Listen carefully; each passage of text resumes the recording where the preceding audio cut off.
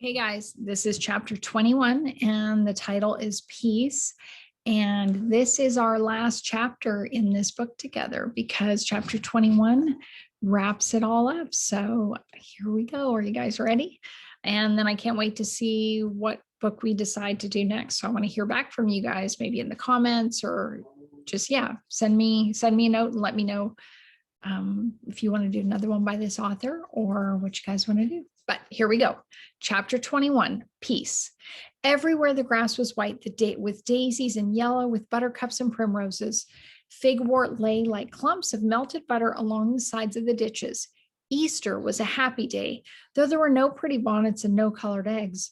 Mother had been obliged to cook her chickens, but they had radishes and watercress and salad of young dandelion leaves. Farmer Schneiderhans brought them a duck, which Mother roasted, and there was real tea out of Charles' package and rolls made of Charles' white flour that he had sent them. Remember in the airdrop in the last chapter? At church, there were happy faces. Father Cobus talked of resurrection and pointed out that after each death, if we have faith, there can be new life. He said that Holland would experience this too, for after the more murderous winter, spring brought hope and warmth. And if they kept praying, new prosperity would dawn.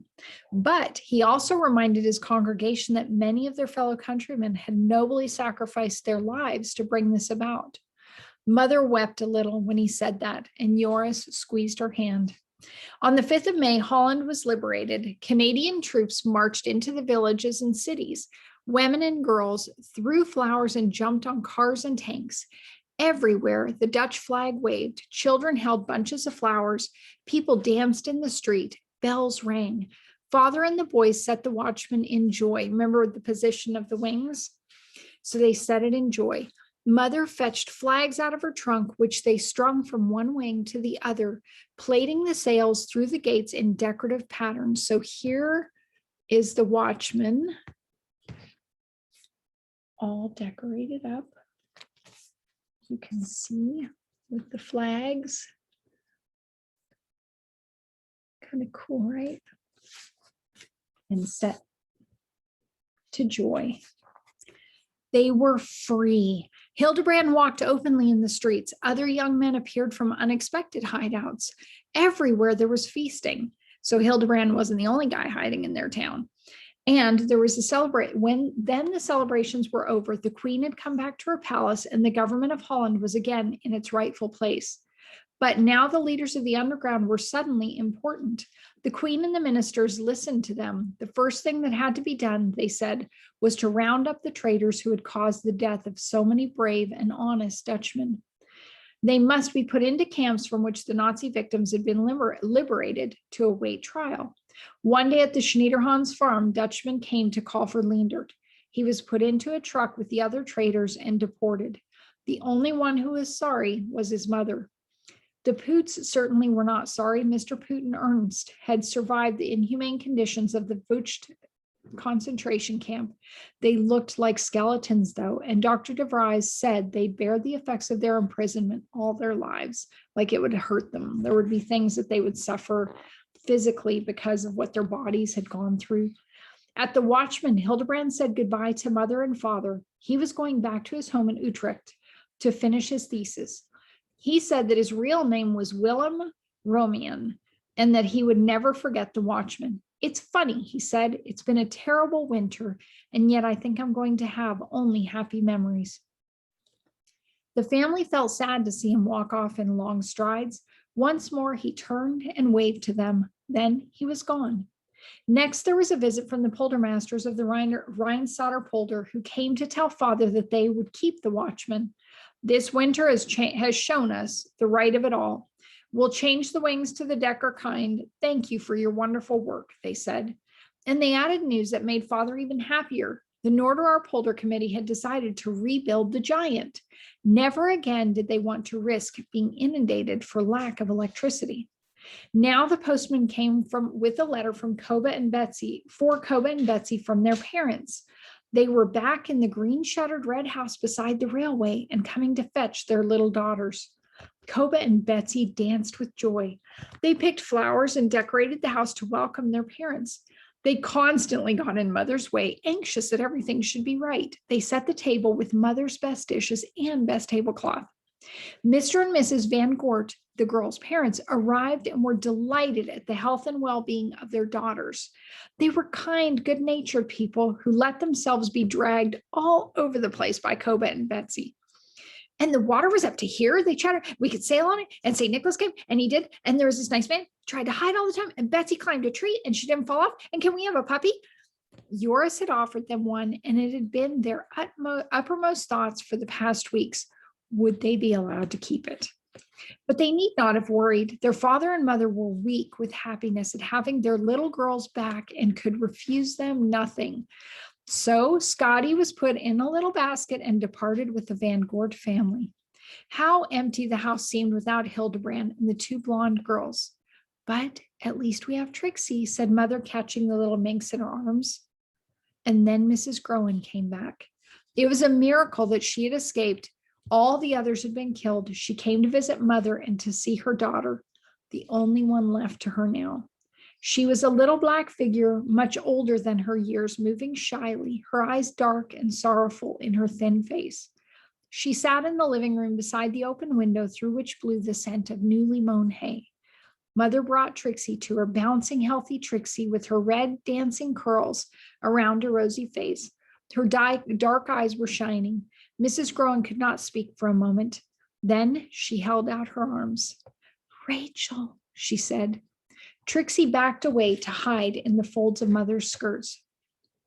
I'm Trixie, she said. Mrs. Grohn dropped her arms. Her face sagged. Oh, I'm stupid, she murmured. She doesn't remember me, of course. She was only a baby. But how well she looks. I'm so grateful to you, Mrs. Verhagen, for taking care of her. I hope you'll let me visit her sometimes. Mother went into the kitchen. She was muttering to herself, and then she cried a little in a corner. She washed her face with cold water and put out cups. When she came back into the living room carrying a tray, she was her cheerful self again. Mrs. Grohn had been able to coax Trixie toward her, but Trixie was wary of the strange woman looking so ill and trembly and staring at her so intensely. She kept seeking safety with Mother. Mother put down the tray and poured the tea. There were cookies too, all out of Charles's parcel. Then Mother pulled Trixie onto her lap. Trixie, dear, she said, this is your real mother who has come back for you. You must love her very much, like this. And Mother bent to kiss Mrs. Grohn. Mrs. Grohn wept a little and then smiled through her tears. Trixie looked from one to the other and understood that Mrs. Grohn was not a stranger after all. She let herself be drawn nearer and even consented to be pulled onto Mrs. Grohn's lap, but still with an anxious eye on Mama. Was it really all right? Yes, it was, Mama smiled. Mrs. Grohn's arms trembled, holding her own little girl, and she buried her head in the glorious mop of red curls. I can hardly believe it, she murmured. Will you really let me have her? Won't it be too hard on the child? She is used to you now. Then she'll have to get unused to it, Mother said firmly. She is yours. She is all you have. I wouldn't dream of doing that to you and to her. I didn't take her to please myself, but to help you. And she blew her nose hard. We were privileged to have had the loan of her.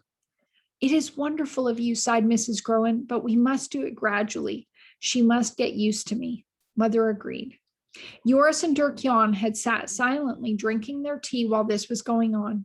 They were wondering what the house would be like without the merry little Trixie in it. People have been so kind to me, murmured Mrs. Grohn. I can't get over it. First in the hospital in Switzerland, where they gave me all these clothes, for we had only rags in the camp, you know. And everyone has been so helpful here too. Just to be sitting in a chair is wonderful. And to have plates and cups and spoons and forks and food.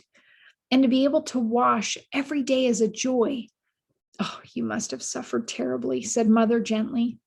Yes, said Mrs. Grohn, but it is extraordinary what one can stand. Far more than you think. But I was glad when the others were out of their misery. You learn that death is a friend. How you must hate the Germans, said Mother. But Mrs. Grohn shook her head. Oh no, she said. I'm sorry for them.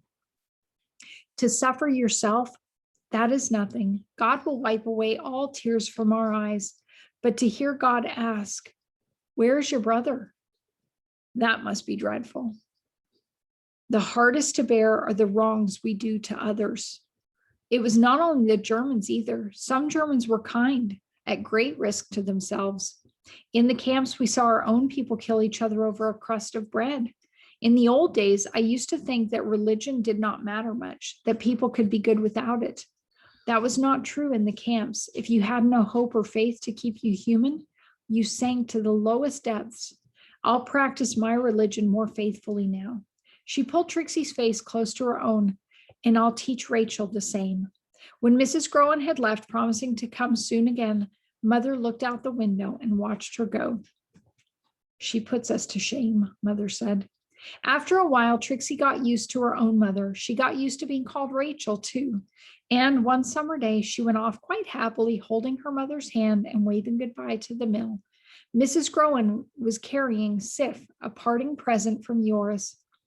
Mother, Father, Dirk-Jan, and Joris were sitting at the evening table for the first time in years without any guests. No one said much. It was as if something of Charles, of gay Uncle Cor, of Hildebrand, of Koba, and Betsy and Trixie still lingered. Joris pushed away his plate and sighed. What is so good about peace? He asked. And then he looked up surprised because the others were laughing. Hear the child talk, said Father. You'd think a tragedy had happened because the Germans have finally been booted back to where they belong. I know what he means, though, said Dirk-Jan. It was fun with the underdivers and all. It may have been fun for you children, said Mother, but I'm heartily glad it's over. And I hope it won't be too long before we're able to buy things in the shops again. For I'm sick and tired of piecing and darning and substituting and remaking and inventing. I'll be very glad of a little peace. Mother was red in the face as she spoke angrily, but she looked as if she were about to cry. Father stretched out his big hand and put it over Mother's. Boys, he said, I want you to look at this wonderful, brave little mother of yours. Do you know who suffered most during the war? The mothers. Do you know who worked the hardest? The mothers. And do you know who will get the least praise? Again, the mothers. You haven't any idea, and you never will have what it cost your mother to keep going, never daunted, never giving up, taking each new blow in her stride and keeping you all happy under the worst possible circumstances. Come on, boys, let's give her a cheer to Mother. Hip, hip, hooray! The boys were glad of an opportunity to make a noise, and they fell upon their mother to embrace her. Oh, stop it, she protested, half laughing. What did I do? Nothing. But she let herself be kissed. I'll tell you something, though, she said, when they were all sitting in their places again. We're too tired just now from the long ordeal we've been through to realize the blessings of peace. We'll find out again slowly what it is like to have skies free of bombers, to sleep without fear, to move freely, to eat of the fat of our land. All the same, we did have one thing during the war that kept us going. We felt responsible for our neighbors, and I don't think we need lose that. It's up to us. Right, said Father. Joris looked at his parents, his father's broad, strong face, his mother's changing expressions. He looked at Dirk-Jan, who was growing to be the image of Uncle Cor. Freya was nosing his knee, and Balder, the only pup left, yapped at his feet. He looked around the cozy living room and remembered that the mill would not be electrified. He would be able to be a miller here one day, like Father. He caressed Freya and smiled to himself. Mother was right. Everything was wonderful. And there, my sweets, ends our last chapter and our last page of The Winged Watchman. So I hope you guys enjoyed it as much as I did reading it to you. And I can't wait until our next book. But until then, I'm signing off of The Winged Watchman. So love to you all.